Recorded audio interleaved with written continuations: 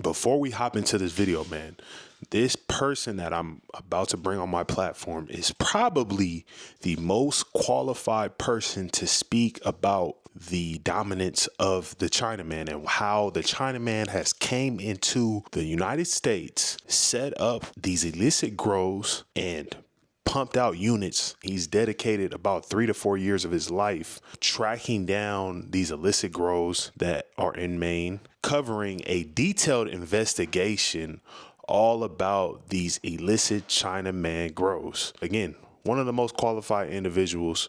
So if this is a subject that you're interested in, you're not going to want to miss out. So without further ado, let's hop into this one. YouTube.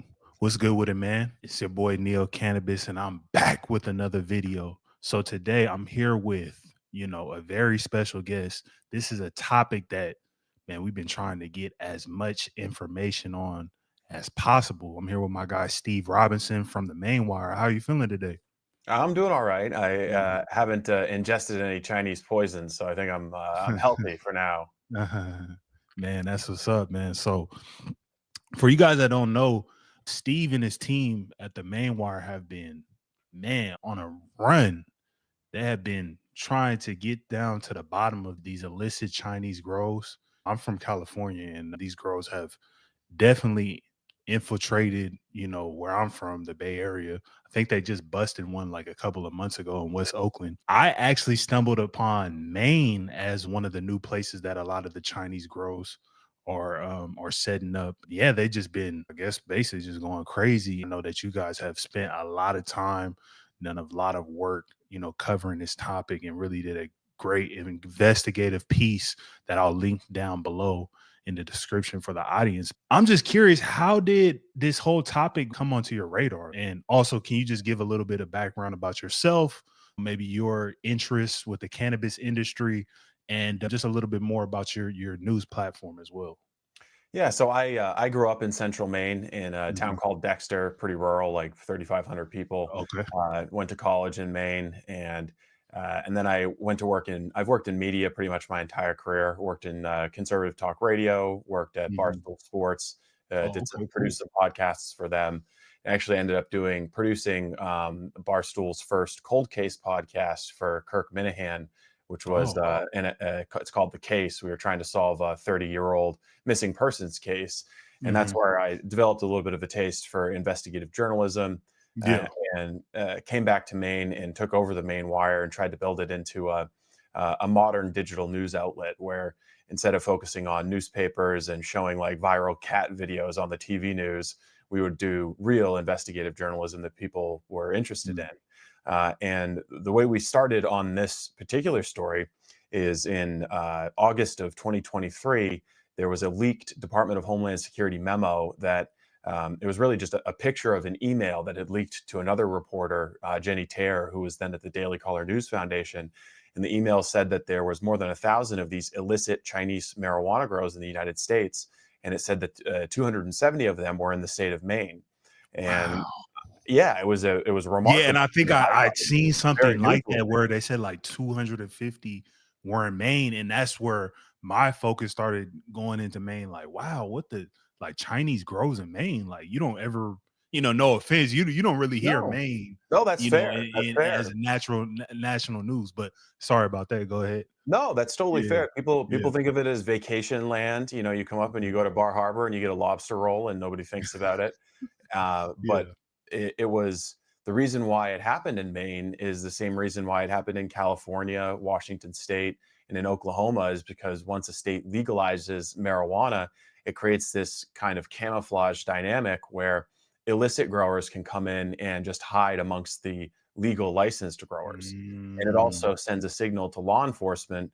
Like when a state legalizes marijuana, law enforcement's like, all right, we're not going to mess around with that anymore. All we're going to care about is fentanyl or cocaine. You know, no marijuana is no big deal anymore. So the criminal groups take advantage of that, and they know that they can operate with relatively low risk.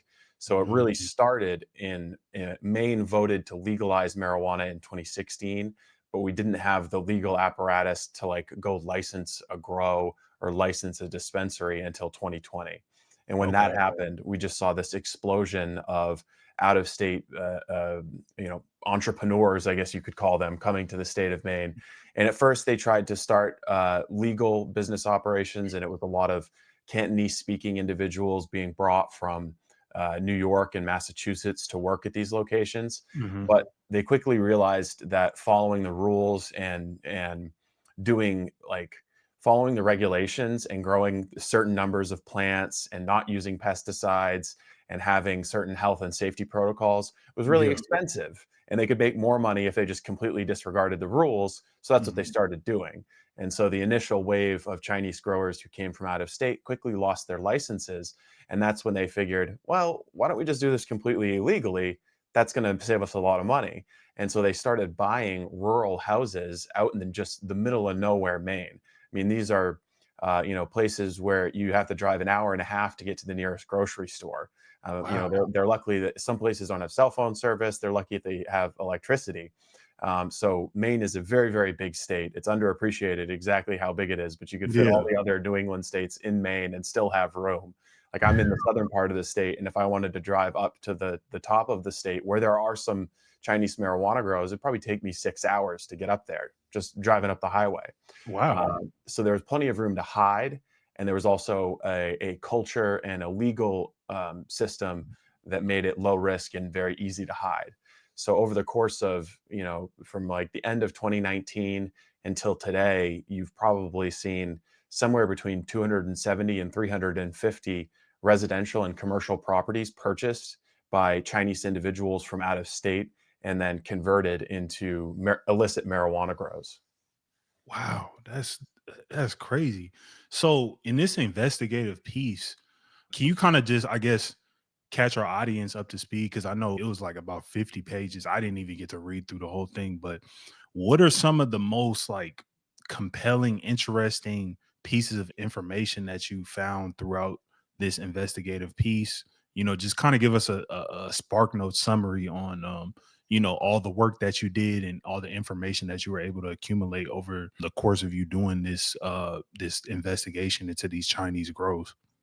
Well, the first thing that we wanted to do when we saw the memo was find out where these locations are, because Mhm. the memo just said that there were 270 locations in Maine. It didn't say where they were, so we set out to try to find them, and Yeah. we did. So we documented the names, addresses, the individuals who own the properties, in some cases, the individuals who work at the properties, and then we also wanted to try to find to understand how this illicitly grown cannabis was making its way into the end consumer. So, in order for this cannabis to turn into cash, which is what these guys are really interested in cash. Yeah, that's the main They're not goal. smoking weed. I haven't Yeah. seen any like Bob Marley or Grateful Dead posters up at these places. It's like Yeah. the Chinese restaurant Uh, calendars, and they want cash. They do like meth because that makes it they're more efficient at like picking the bud if they're mm, all hopped up on meth. But wow. they're not smoking the weed. They just want the money. So we Yeah. wanted to figure out how are they turning this marijuana into money. And in many cases, they're affiliated with Chinese food restaurants and other businesses.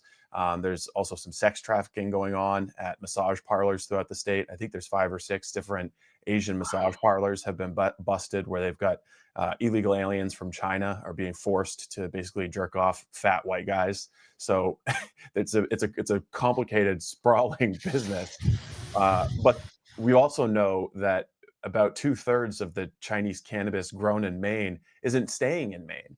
Because if you think Mhm. about it, it's a large state geographically, but in terms of Population population, wise, yeah, I yeah. mean, there's like 1.4 million people, and not all of them are smoking weed every single day. Yeah. So your customer base is kind of limited. So you have to move some of the cannabis out of the state of Maine in order to turn it into money, and you're also benefiting from a gray market or a black market premium, because if you're the marijuana in Maine right now is going for like 700 or $800 a pound, whereas maybe 3 or 4 years ago it was 1,800 or 1,900 a pound. But if you take that same marijuana, load it into a U-Haul truck, and have one of your illegal alien homies drive it down to Texas or some prohibition state, it's going to be worth 4 times as much. So there's a huge incentive to sell this marijuana throughout the eastern United States. Yeah. So that we wanted to identify first, where are they? How are they turning it into money? And then we wanted to interact with some of the neighbors to these properties and learn about some of the negative or pernicious consequences of what's happening. And the first and foremost is that the housing stock is just being demolished. I mean, Maine is like every other place in America where rent's too high, houses are too expensive, people our age are being priced out of like just having a home, to just the basics of having a home or affordable rent. And these houses, after they've been converted into marijuana grows, they're just destroyed because you've got this house that you're keeping at, between 75 to 80 degrees Fahrenheit and 99% humidity for 2 or 3 years. It's filled with black mold, Yeah. which is, it's going to be toxic. You can't move, a couple of kids or have a family in that house because you're going to suffer the consequences of that. Wow. So all of these houses are just being ruined. And then there's also been several instances of I guess you could characterize it as triad on triad violence. Through our reporting, we learned about burglaries that were happening throughout the state of Maine that were targeting primarily Asian business owners. A lot of Asian Mhm. restaurant owners were being robbed, and they weren't reporting the robberies to police. These were, in some cases, burglaries where an elderly family is losing $700,000 cash and they don't call the police. There's really only one reason why you wouldn't It's rough call the money. police. Exactly. You can't explain why you're sitting on $70,000 or $120,000. So there were dozens of burglaries that we learned about throughout the state of Maine, all targeting Asian business owners. There was a murder last December at a Chinese drug facility in Turner, Maine. A guy named William Robinson, who no relation, but he was he's a drug dealer from Virginia. Yeah. He was shot in the head at a Chinese marijuana grow that we'd been to. We covered extensively. It's in our documentary. I've actually there's like a scene in the documentary where I'm walking around it and I'm like, no, I think there's somebody in there. We should probably leave. But William Robinson was shot in the head there by someone who was supposedly his friend, and that guy was apprehended a month later, hiding out at a marina in San Diego. There's been what I would say are other murders or attempted mass murders. There was a case at a house where an illegal Chinese marijuana grow was raided, and it subsequently became a flop house or trap house or boarding house for the workers. And there were somewhere between 4 and 6 Chinese workers were living at the house at the time this happened, and there was a mass carbon monoxide poisoning. Four individuals were hospitalized. None of them spoke English. Two of them ended up dying, and I'm told that at the scene of the accident, the exhaust vent for the propane heater just happened to flip up and go in the window. This wasn't an accident. Wait, and hold on. It wasn't an accident, This is but all happening in Maine? yes, yes. Like all this illicit activity, violence. I would never suspect anything, is going on illegal even in Maine. It, Like, it just it hasn't gotten a ton of attention, uh-huh. and like the case that I just described to you, that was written off as an accident. But I can Mhm. tell you the exhaust vent for a propane heater, it's not like the wind caught it or Yeah. a meddlesome raccoon like grabbed it and threw it up through the window. Yeah. It Um, had to be, some type of Intentional. like, yeah, intentional. Yeah, Yeah, it was an correct. intentional mass murder of 4 Chinese immigrants who were living at a flop house in the middle of rural Maine, and it Mhm. just hasn't gotten any attention. The migrant advocacy groups aren't out, having candlelight vigils for these guys. It just kind of gets swept under the rug, and no one pays attention to it again. It's really bizarre the lack of attention that this has gotten. But there is a lot of faction on faction strife between these organizations who are kind of competing for the same territory, competing for the same supply chains, and trying to sell their product in some cases into the same markets. It's there's also, I mean, probably the craziest thing that we found was following. Well, I guess after we started reporting on this and drawing attention to it, law enforcement started paying attention to it. There's been Yeah. 50 or 60 search warrants executed at Mhm. properties that we've previously reported on. It basically amounts to me standing out in front of an illegal marijuana grow going, hey, this is an illegal marijuana grow. Yeah. And then a little while later, the cops show up and execute a Yeah. search warrant there.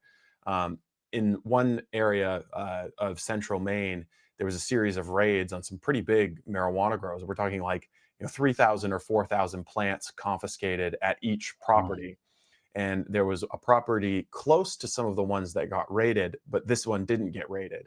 And just a few days afterwards, the owner of that property transferred the ownership of it to a Chinese national living in China.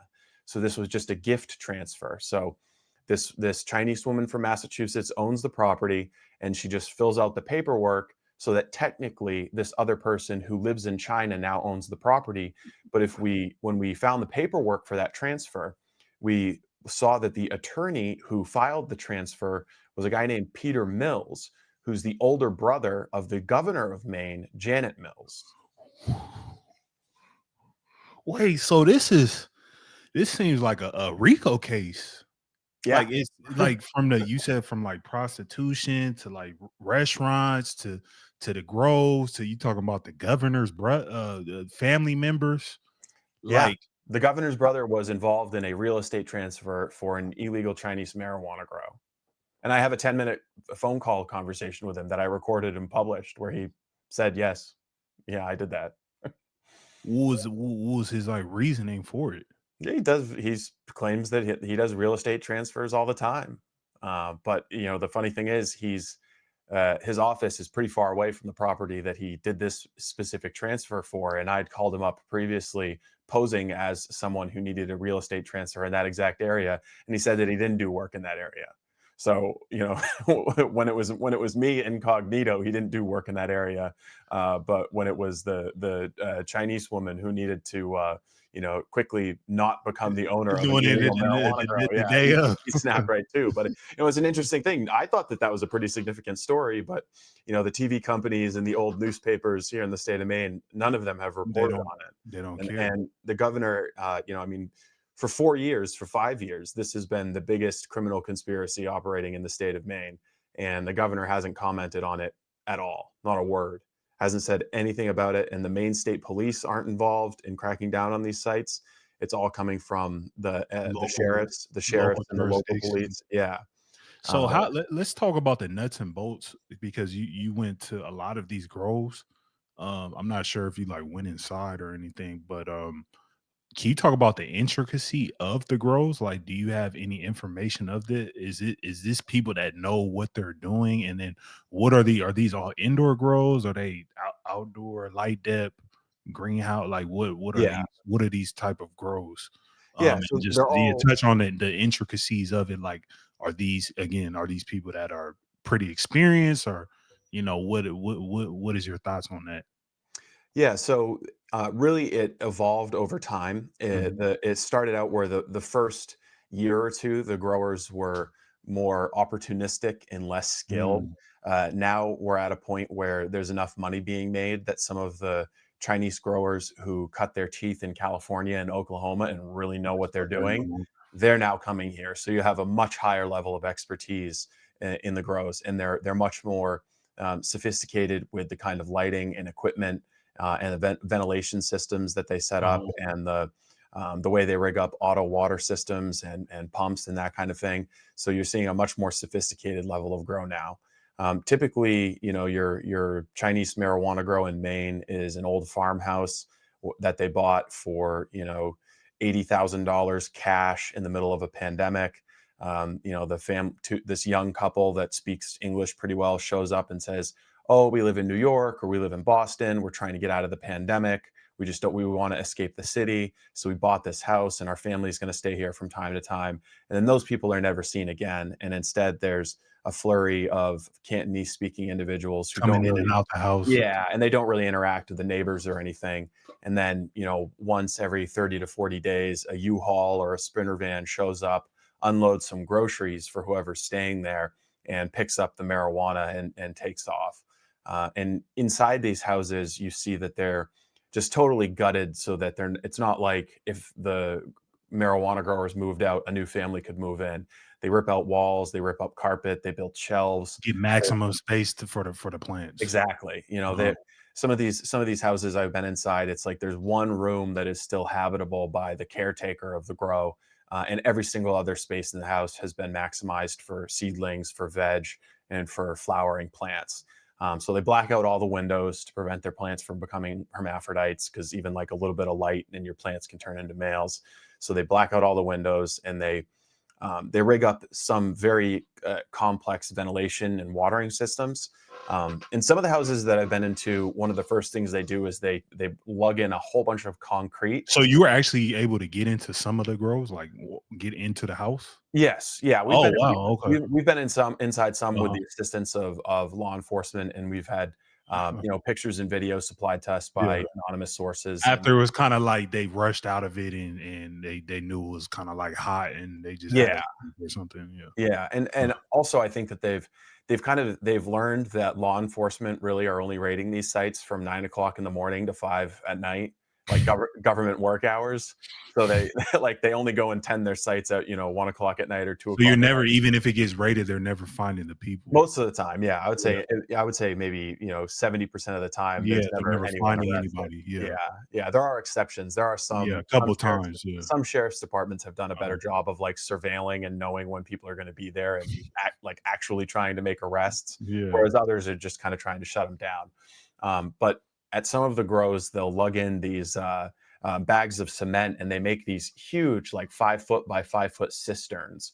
So it's just this huge concrete vat, and they'll dump all of their plant food and different chemicals and extra like gorilla buds or CalMag, whatever the ingredients are. They'll dump them in there and then mix it with water, and then they have the suction tubes also go in there, and then there's a big arm that stirs it. So they like mix all of their nutrient together into a solution, and then they have it pumped through all the different rooms in the house or on the property. So we've seen a couple of those large cisterns, but generally the progression has been that the grows are now becoming much more sophisticated, and we're now at the point where they're actually building new marijuana grows from scratch. There's a town in Sangerville, Maine. This was actually the governor's brother's client also owns this property. The largest building in the town is now a Chinese marijuana grow, and it's just like a big metal Illegal? building. It's illegal? This one actually has a license. This one has a license Wow. because the town is so small that they never even thought to adopt an ordinance preventing So they kinda marijuana growing. grandfather their way in, basically. Exactly, and Uh-huh. they're very smart, and they go where they're least likely to be harassed by law enforcement. And Maine's marijuana rules are kind of complex, like where Oklahoma only has medicinal, Maine has medicinal and Caregiver. adult. Yeah, we have medicinal and we have adult use, and Uh-huh. it's counterintuitive, but adult use has much more stringent regulations than Correct. the medicinal side, which is weird. You wouldn't think that, but with adult use, you have track and trace, seed to sale. You've really you've got to test all of your products. Correct. On the medicinal sside, they have patient and provider privacy rules. So it's the perfect conduit to sell illicitly grown marijuana. Because what you had was, you'd have, like, for example, Johnny Woo would operate a marijuana grow and have his license, and he'd go around to all of the illicit grows and collect their marijuana, and then go to medicinal dispensaries and use his license as the pass through to sell the illicitly grown marijuana. So if you're the dispensary operator, you're getting 75% price on his marijuana, and you might suspect that it was illicitly grown, but hey baby, the price is right and you got to put food on the table. And Johnny's got his medical card, so you're doing everything right, you're following the rules. It just might be some really really cheap bud. Mhm. So that's how they were able to turn illicitly grown marijuana into cash. And then there was also just the purely illegal export of the marijuana out of the state. Okay. I know the main headline of the article that you guys sent me were, it was talking about like the neurotoxic chemicals that they use. How dangerous are these chemicals that the Chinese growers and the Chinese growers in Maine, how dangerous are these chemicals? Because in the article, like it showed pictures, so and it looked like they're coming from China. So they're not like made in America. Yeah. So yeah, can you touch a little bit on that? So I would say extremely dangerous. I can talk a little bit about how we kind of discovered what was happening with these Mhm. pesticides first. We we connected with some sources out in California who had been studying the Chinese marijuana program out there because they have these very large hoop houses in the national forests where they're like massive, just almost city size areas out in the middle of the national forest where they're growing marijuana. And anyone who's ever cultivated marijuana knows that, like, powdery mildew, spider mites, like there's all kinds of different fungicides and insects that can ruin your crop.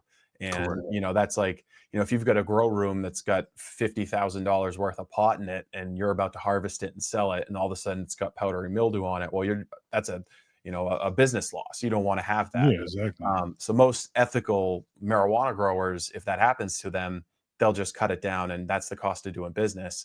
But if you want to cut corners, you can use pesticides and fungicides, which will be harmful and dangerous to the end consumer. But hey, if you don't know who they are, You're what the able to hell? sell it, yeah, Yeah, who cares? exactly. Like if you're not the one who's selling it, if it's going to be trafficked into some city far away, and some poor schlub's going to end up, vaping your pesticide weed, what do Who you care? cares? Yeah. So they actually use not just like pesticide sprays or fungicide sprays, but they use fumigants.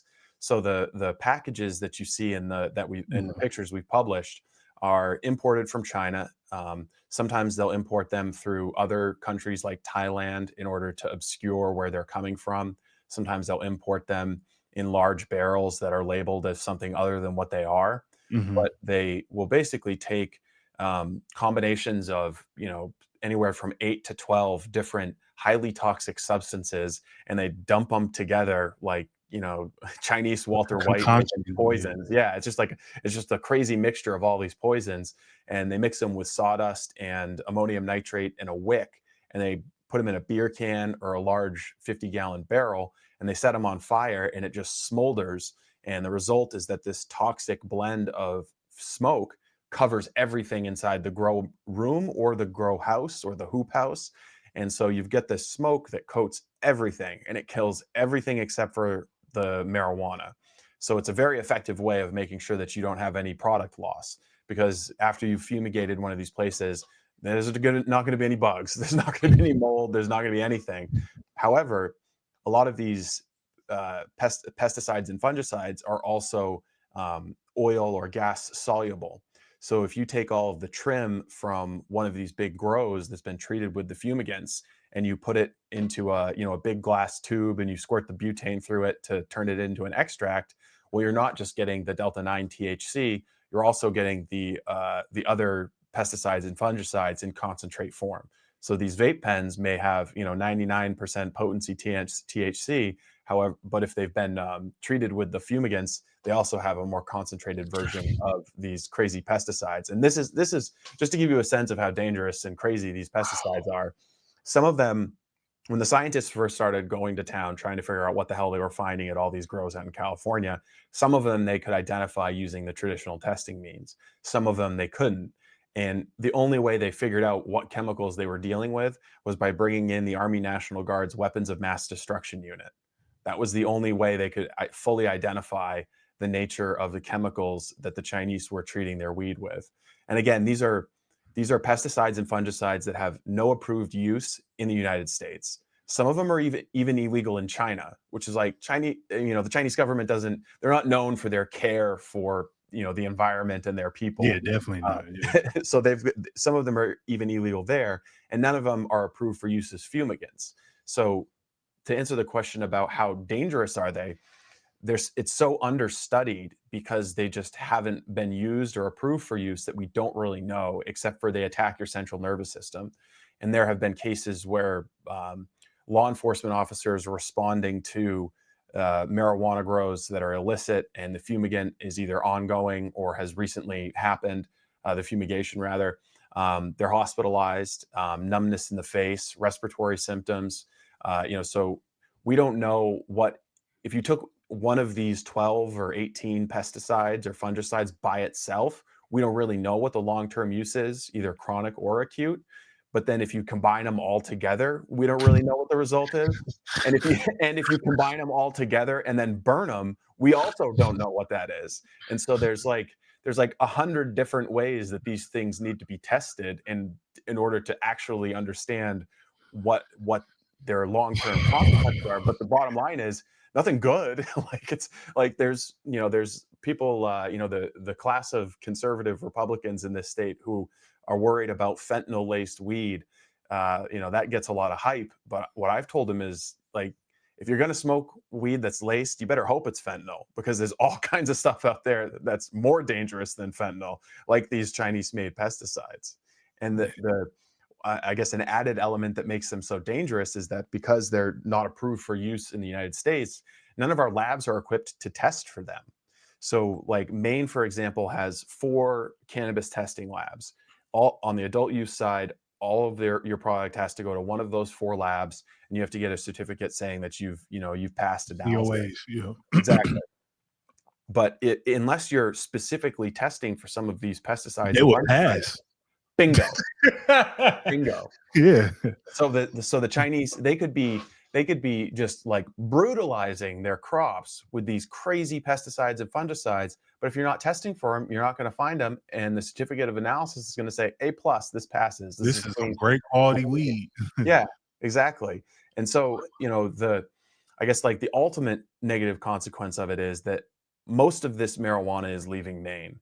About 2/3 of it, probably more, because the price now is so low in Maine. The market's just been saturated, and by and large, I think thanks in part to our reporting on it, a lot of people are aware of what's going on. So if they see somebody selling an ounce of pot for like $40 or $50, There's a they reason why. yeah, they just assume that you've cut some corners to be China able man to have bag. that price. Yeah. Yeah. So the I guess the long-term consequence is that a lot of this product is leaving the state of Maine. Some of it's being manufactured into vape pens, and the end consumer is somebody in like, New Jersey or Pennsylvania or Tennessee or South Carolina or Kansas. something. And they have no idea. All they know is they've got some cheap marijuana. And if it comes in a vape pen, I think people have like just a natural bias to assume like, oh, if it's in a vape pen, it's going to be all right. It's like the vape pen adds, like a level of security, like, oh, it's some big company that made this. They wouldn't possibly be putting, poisons or pesticides in it. But there's a lot of shady stuff going on in the marijuana industry, and the Chinese grows are just the tip of it. And I'd like to say that since we started reporting on it, the problem has been taken care of, but it's only gotten worse. We've been reporting on this for 2 years now, and we've got a documentary I coming think out it's about just it the soon. start. Yeah, I Yeah, think it's getting a lot worse. And also we're seeing a lot of the houses where they, for whatever reason, don't think that they're going to be able to hide as well. They're trying to sell them now. And there's 4 or 5 different houses that I know of that were Chinese marijuana grows and are now listed for sale. And the real estate agents aren't disclosing that they used to be illegal wow. marijuana grows. So that's, black mold can be an issue, but also if they were using some of these Chinese made pesticides, that can also be an issue. And Yeah. we knew, based on our investigation, some people we talked with out in California, we knew that there was a house in California that was shipping these specific pesticide bags to Maine, to a specific address in Maine. So we went to the house, knocked on the door, tried to talk to the people there. There was nobody there. And we did a story about it and just said, hey, this house appears to be the shipping hub for these Chinese made fumigants. And 1 week later, that house was listed for sale on the market. So whoever owned the house, they were reading, I guess.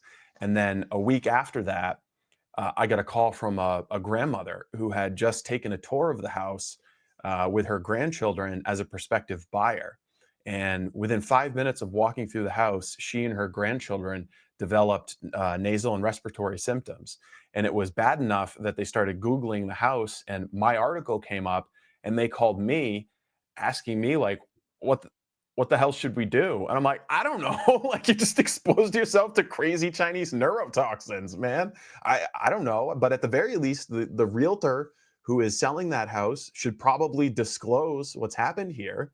But then they're looking at, taking a house that's worth $200,000 and now it's worth $0 because it probably has to be like burnt down by the local fire department.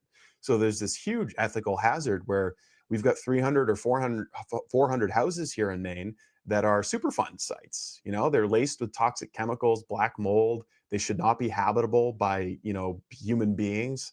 And they're trying to sell them to make a quick buck and get a little return on their investment without ever disclosing what they're doing. It's a wild situation here. Man.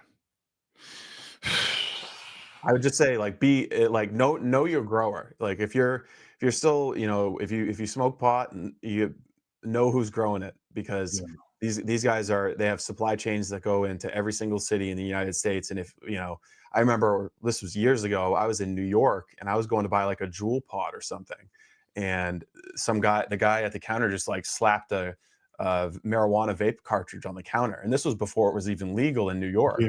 And I was like, what? Is that what I think it is? I was like, yeah, I'll buy that.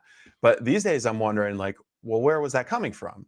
Was that marijuana that was coming from Oklahoma or California, or someplace where there are these illicit grows set up where they're cutting corners because they don't care who the end consumer is. So I think that the lesson to any marijuana consumer is be very, very careful about what you're consuming, because you just have no idea where that's grown. Man.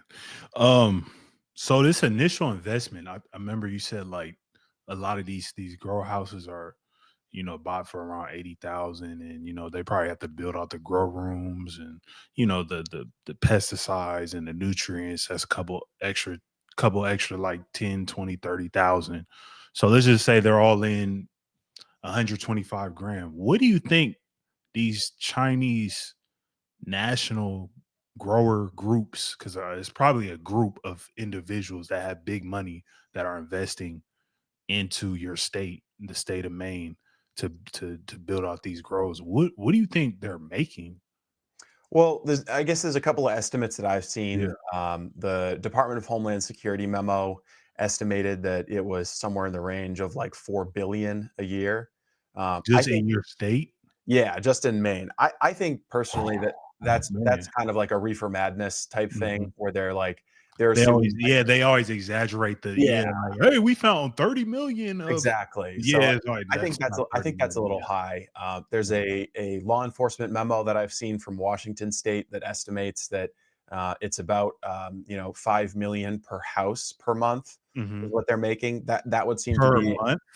yeah, 5 million per month, Wow. because they don't have any plant count restrictions and they can cycle their stages of growth so that they're Yeah. constantly harvesting. So they're constantly producing saleable And product. they're using these pesticides that aid the growth, make plants Exactly. mature faster, bigger. Yeah, Yeah. there's one they Uh, use called, paclobutrazol, which uh, is normally for, like, rhododendrons, and it basically it's a genetic modifier, so it prevents the stem of the plant from growing. So instead of growing, 12 feet tall, the plant grows, 4 feet tall, and then all of the energy is put into growing big fat buds. So there are ways that they enhance the value of the marijuana, but, again, paclobutrazol is not approved for use on legal marijuana products because it can affect the human endocrine system. So you could like fuck up your hormones if eat gummies from that weed. But I would say we're definitely in the hundreds of millions easily. I think that the black market in Maine is much larger than the taxable legal market on the Definitely. medicinal side or the adult use recreational side. Plus, there's the added profit that they're making when they're exporting the product out of the state. So, I think you're talking hundreds of millions of dollars easily that they're making Just in the state of Maine. just in the state of Maine for And sure. you're saying per house they're making at least what, like 50 million per house? Well, yeah, so Because you like said 5 million per.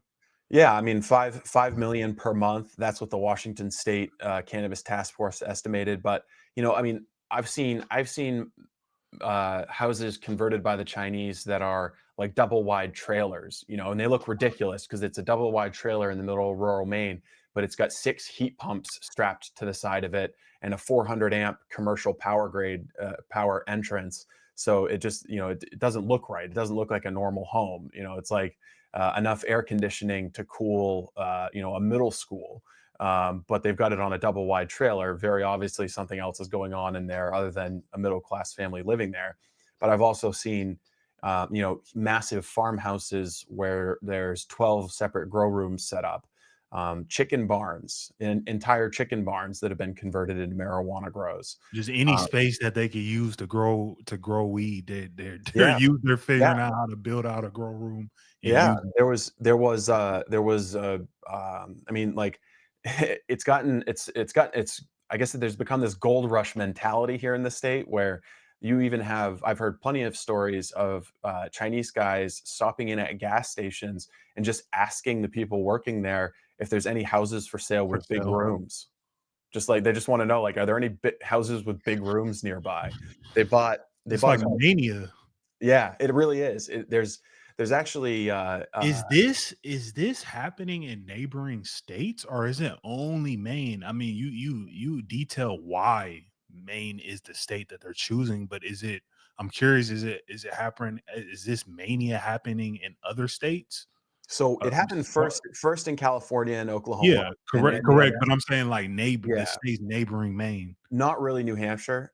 New Hampshire is Uh-huh. still a prohibition state, so we haven't been able to find as many cases of Chinese-owned marijuana Yeah. growth there. And Massachusetts, it's happening a little bit, but Mass also doesn't have as the properties there aren't as cheap. So you're talking You're about a talking higher about initial Boston, investment. yeah, things like that, Um, yeah, yeah. yeah, so the property is much more expensive there, and it's also, I think, a little bit harder to hide Small in some state, of those yeah. communities. But there are other states like, I think Ohio is going to start to see it because Mm. Ohio has some of the same, A lot of rural rural, land, just and people, they yeah, in the just middle of legalized. nowhere, yeah. Yeah, and they just legalized it, so Ohio will see it. There's been some in Tennessee, but it hasn't really, like, gone cross border, if you will. So It hasn't expanded outside of Maine. For these Chinese grows, you think Ohio, that's the next state that For sure. they're Yeah. targeting?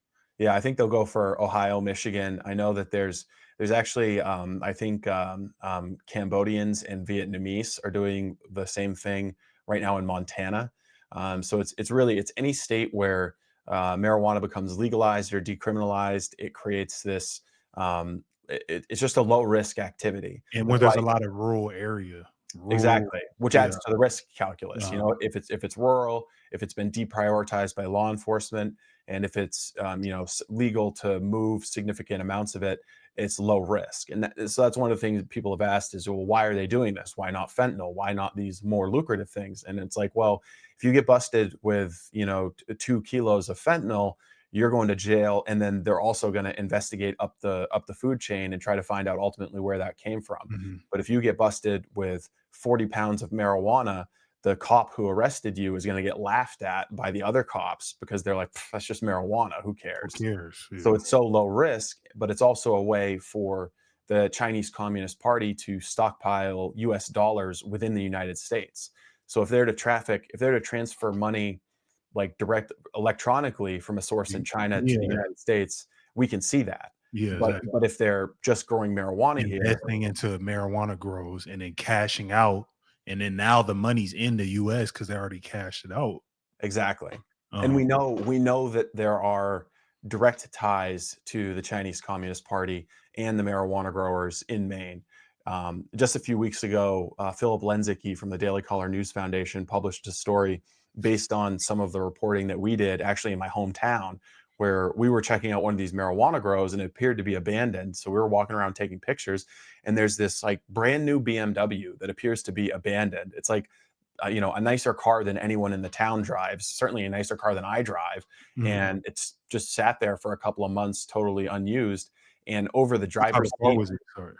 I don't know what model it was. It was a BMW, Oh, but a BMW, like an yeah, M series or something like yeah, that. yeah. It was a nice, Yeah, it was a yeah, nice car. yeah, yeah. And over the $80,000 car or something like that, yeah. exactly an In eighty thousand in the dollar middle car. of Maine. Yeah, in a town where most of the houses are like 50 or sixty Yeah, thousand dollars. the car costs more than the house, yeah. Yeah.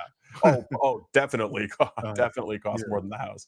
But over the driver's seat and the passenger seat, there were these red shirts that had this logo for a Chinese benevolent association out of New York, and there was Chinese script. And I don't read Mandarin or Cantonese, but I just took a picture of it and I sent it to some people who have helped me with our investigative reporting. I was just like, "What does this mean? Is this of any significance?" And it was a Chinese association linked directly to the Chinese consulate in New York, which is like the embassy. It's basically like the Chinese Communist Party's headquarters in the eastern United States. And Philip Lenzicki from the Daily Caller News Foundation was able to find take the mugshots of some people who were arrested at an illegal Chinese marijuana grow and find those exact same people at a Chinese Communist Party function in New York related to this benevolent association. And then also find instances of these guys reported on in Chinese state media having gone back to China while they're out on bail for felony marijuana trafficking, Heard and that. they're quoted in Chinese state media about how they're going to, bring investment from the United States back to their hometown and like rebuild infrastructure in their hometown. So this is like very clear high level connections between marijuana traffickers, Chinese marijuana traffickers in Maine, and the Chinese Communist Party.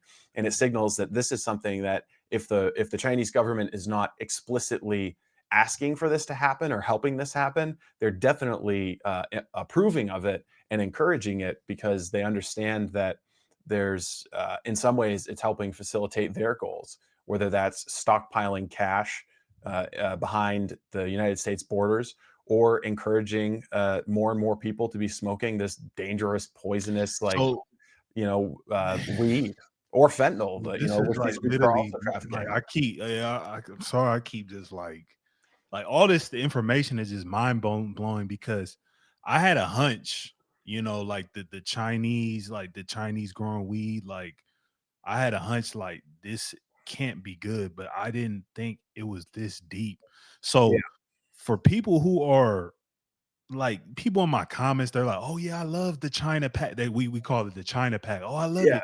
If you are buying or selling the Chinese pack, the Chinaman pack, you are directly correlated. You are participating in the demise of America.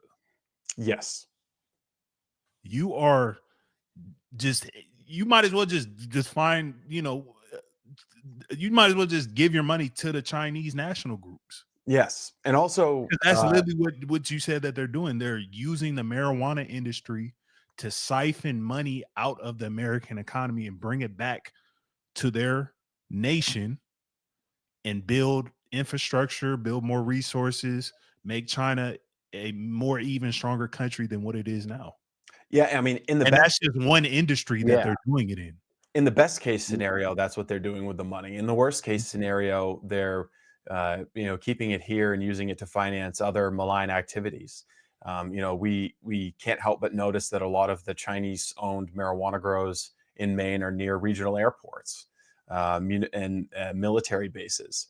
The instance where I found that abandoned BMW that was like less than a mile away from a U.S. Army Reserve base in central Maine. So the proximity of some of these properties to military facilities and sensitive infrastructure is something where I'm kind of wondering, is this on purpose or is this just because there's so many Chinese marijuana grows in the state that you can't help but co-locate some of them with sensitive infrastructure or military facilities. So I would say in the best case scenario, the money's going back to China to help with infrastructure back there. But in the Yeah. worst case, it's being used Finding to other finance illegal yeah, other activities. other, fentanyl trafficking or even, I mean, you'd hate to jinx us, but like terroristic activities, attacks on our infrastructure. I mean, the Chinese Communist Party doesn't want anything good to happen for us. And I think there's also, there's an element of this that's like chemical warfare. There are these two Chinese military figures who wrote a book in the 1990s called Unrestricted Warfare. They talked about how modern wars would be fought in numerous spheres, not just tanks and bullets and planes, but also economic warfare, financial warfare. And you could see how if you took the unrestricted warfare mindset to today, you would might benefit from having millions and millions of people in American cities smoking or vaping a marijuana product that is laced with these crazy neurotoxins that we really don't know a lot about. Like we don't know much about the long-term exposure to some of these pesticides. I would say that for all of your your fans and viewers, be very careful what you're vaping. Don't assume that just because it's in a vape cartridge that it's safe or it's been tested.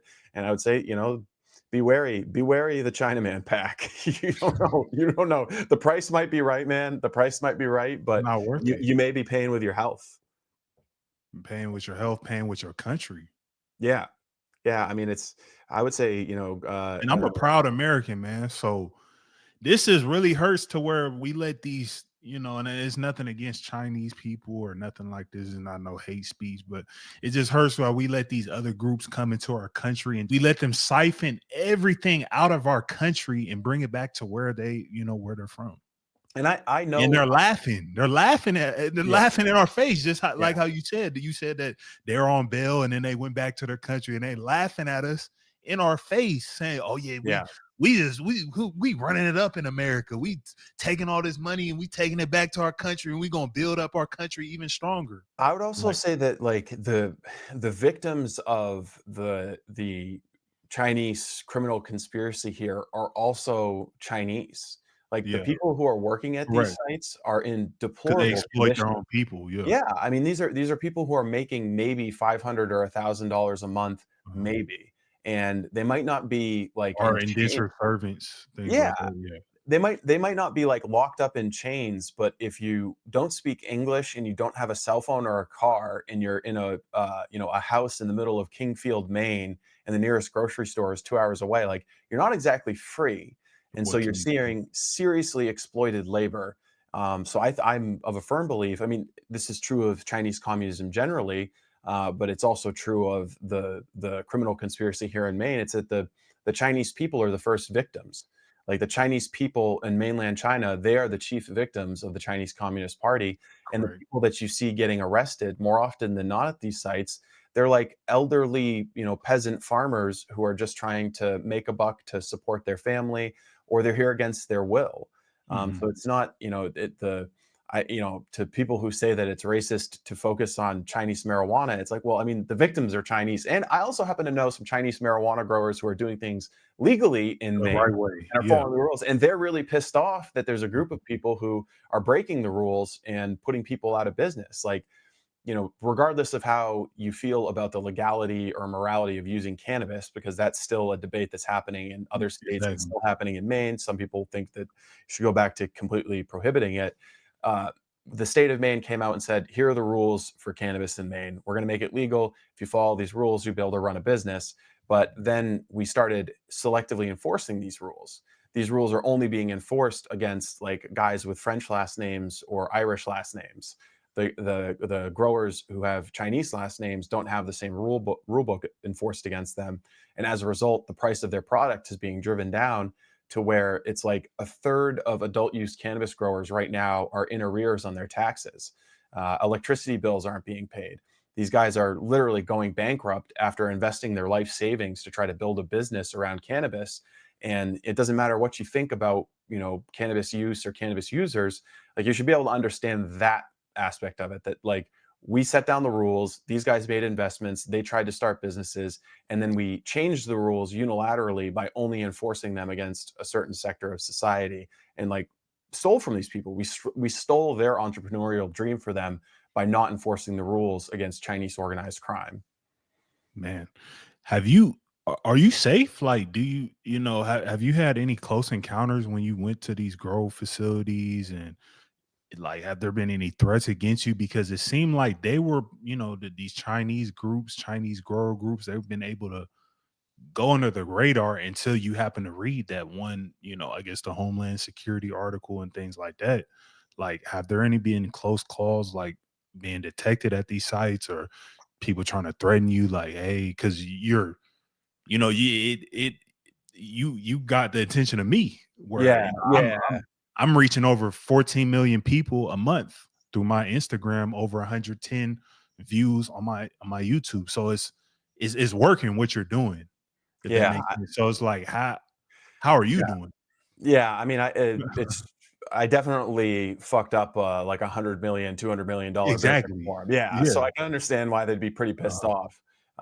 From the beginning, I understood that there would be some risks because every single one of these grows is just plastered in security cameras, mhm. and I'm pretty sure they painted me They pretty keep early seeing your on. face. Yeah. Yeah, they're probably like, "Who's this big dumb white guy that just like keeps walking around all of our marijuana grows, peeping Yeah. on us?" I've gotten some emails. I've gotten chased off of some grows by Yeah. angry guys in Toyota trucks. Uh-huh. But for the most part, no physical threats or anything like Okay. that. And I also think that they're Because you're still doing making some great work, man. You're they're doing still some great making they're work. still making hundreds of millions of dollars. Yeah. If they were to come, shoot me in the face, it might add a little bit more attention. The governor might actually talk about it. If they Uh-huh. if they came and shot me, maybe the governor would have some nice words to say at Yeah. my funeral. But I mean, it's a dangerous business, but I stay protected. It's your passion. I guess to close this out, man, what is your theory on just like how you said, like the governor and there's these restaurants and like it seems like they're really strategic on how they layer, you know, the exposure of these groves. Like how you said they have the people that are there against their will. So if like they get caught, I mean, they don't know anything. All they know is like, oh, this person told me to grow this stuff. They only have so much knowledge up the entire supply chain. So is this a concerted effort by like one or two, three like large groups in your opinion? Or like I'm just trying to figure out like how is the governor involved? Like who Yeah. like what is this like a huge RICO case that we have on our hands? Well, I If do. it was Yeah. actually yeah, like is this one or two, three groups, or is this just anybody who's seeing an opportunity and they're just going up there and it's all these different Chinese nationals and Asian people that are going up there and starting these grows. Well, I think initially that's how we viewed it, was that it was Mhm. just like there was a gold rush and somebody published Yeah, something online that was like, "Hey, go grow weed in Maine. You can make a ton of yeah. money." But by looking at the financial records and the electrical records and other permitting records, we could see the same names and phone numbers popping up at different locations. So we could build a pretty vivid picture of the interrelations and interconnectedness of these networks of grows. So I would say you're probably looking at 3 to 4 different factions that are Wow. are competing for the main marijuana turf. And I think that it's all being orchestrated out of Flushing, New York. I think it's all, the headquarter or the head of the snake is in Flushing, New York.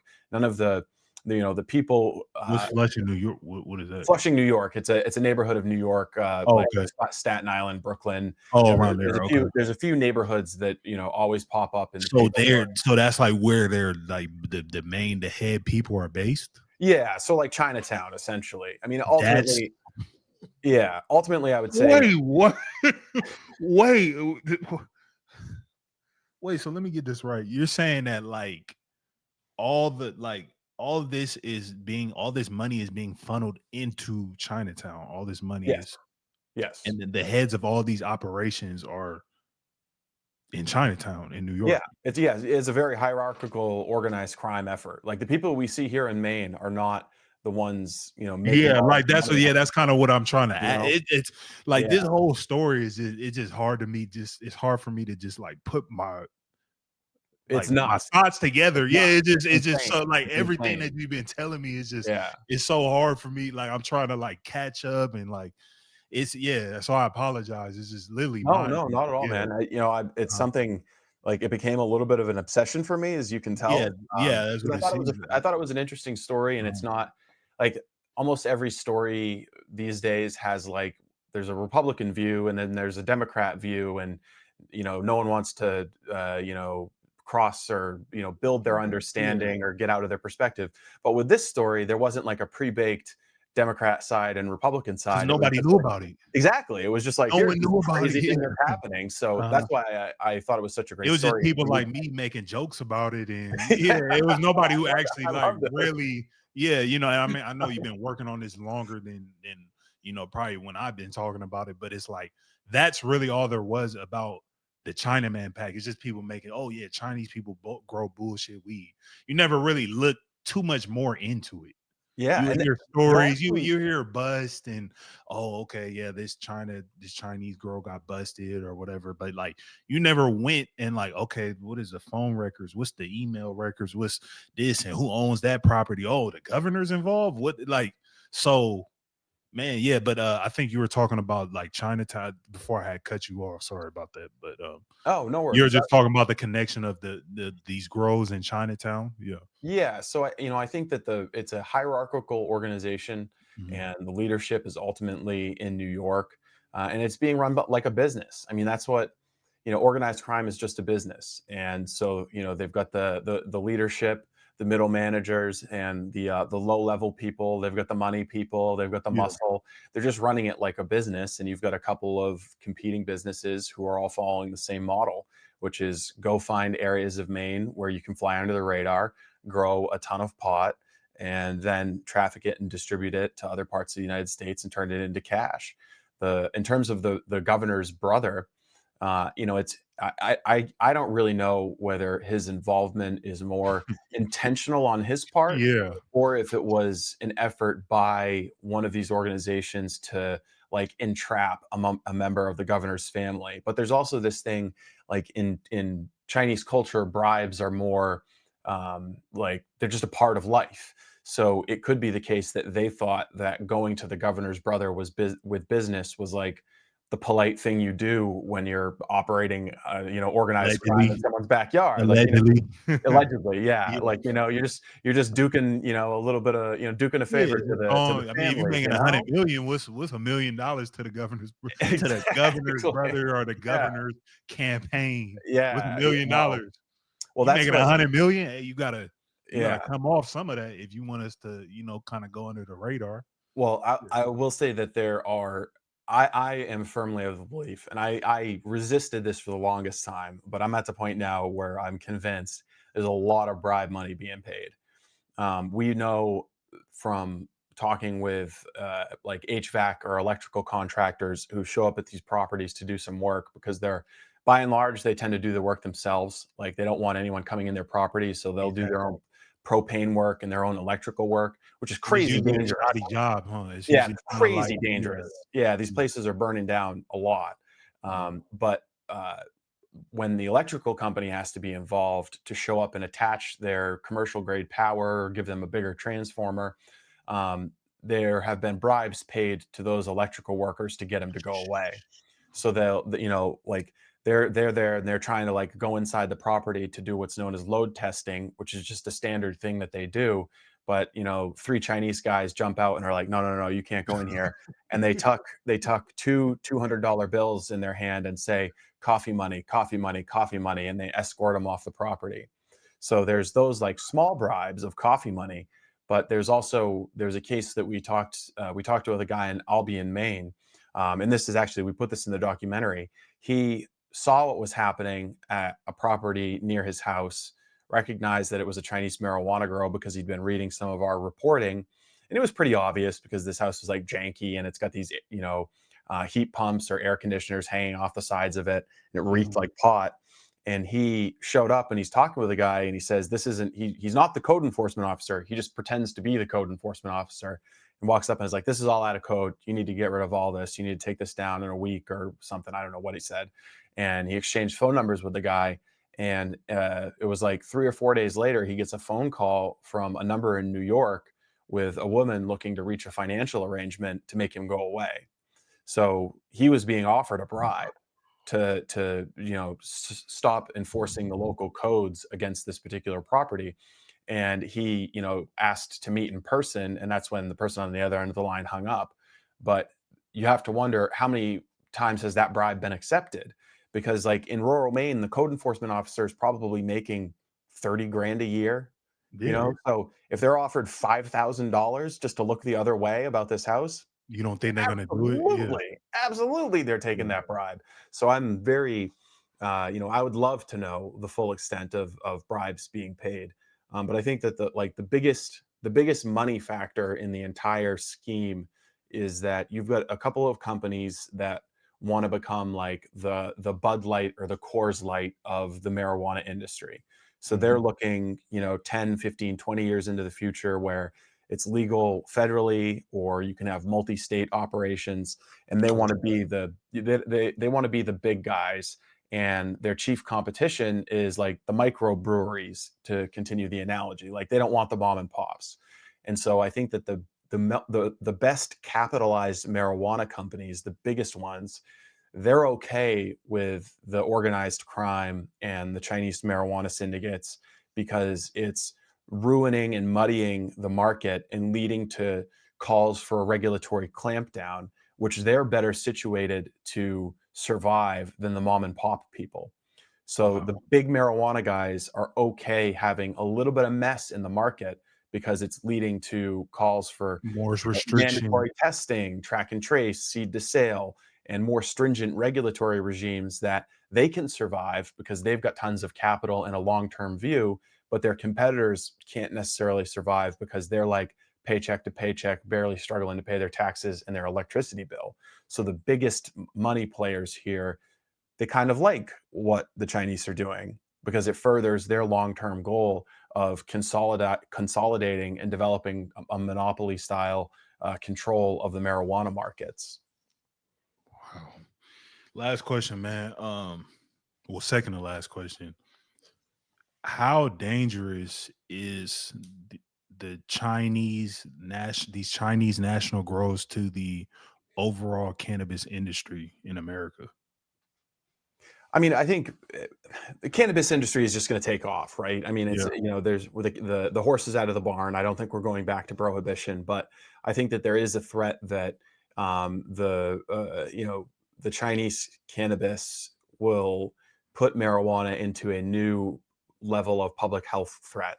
Like I think you could see a very real federal crackdown on edibles and vape pens because you're poisoning the well.